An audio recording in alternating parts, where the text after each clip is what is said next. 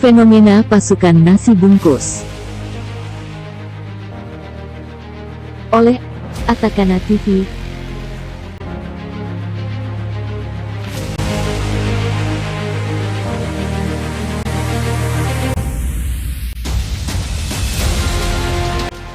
Sebagaimana ramai orang tahu bahwa kemerdekaan berserikat dan berkumpul dalam bentuk menyampaikan pendapat di muka umum dalam bentuk demo adalah bagian dari hak asasi manusia.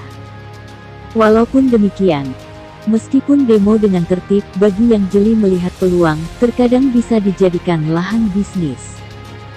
Dalam hal ini, konteks yang dimaksudkan oleh penulis adalah fokus pada yang saat ini menjadi trending topik viral di Aceh sana tentang demo yang diduga kuat atas pesan sponsor. Demo pada Rabu, tanggal 15 Desember siang kemarin, di Simpang 5 pusat kota Banda Aceh itu sangat unik karena bagi penulis mungkin itu adalah pertama kali ini melihatnya. Uniknya karena yang ikut demo mengatasnamakan mahasiswa. Namun yang terlihat dalam barisan demo ada wajah keriput, ibu lanjut usia yang diperkirakan minimal sudah berusia setengah abad, hingga anak-anak yang mungkin juga belum disunat. Melalui video amatir yang berseliweran di media sosial, meskipun para pendemo menutupi wajah, namun tetap tidak bisa menutupi kebohongannya. Dalam hal ini, penulis tidak punya urusan dengan isi demo atau pro dan kontranya. Namun yang hendak dibahas adalah fenomena berbuat sesuatu atas motif ekonomi 100%.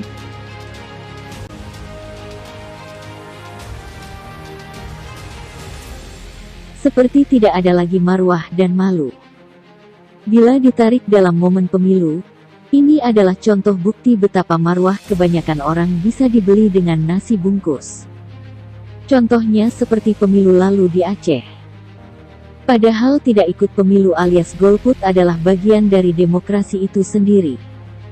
Tidak ada paksaan sama sekali atau tidak ada yang mengancam akan ditembak misalnya bila tidak memilih salah satu partai di Indonesia. Meminjam istilah agama, golput itu adalah selemah-lemahnya iman dalam berdemokrasi.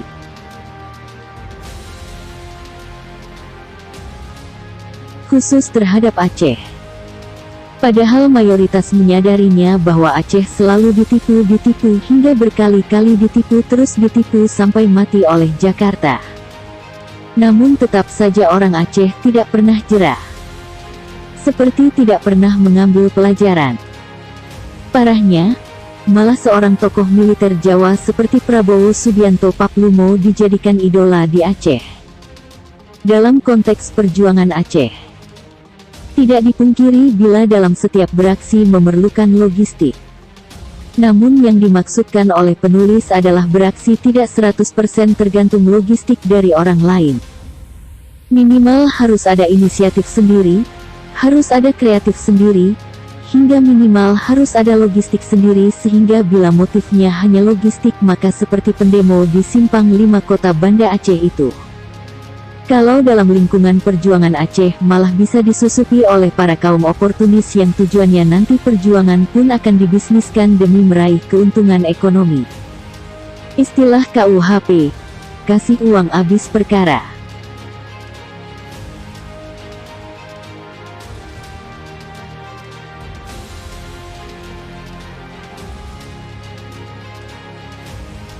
Oh ya, ini sangat penting. Semangat yang menggebu-gebu saja tidak cukup. Begitu juga dengan doa. Semua itu harus berbuat dengan melakukan sesuatu. Berbuat sekecil apapun lebih baik daripada hanya mengoceh di grup-grup WhatsApp yang saban hari hanya berteori dan teori hingga kemudian tanpa ada kesimpulan untuk berbuat sesuatu.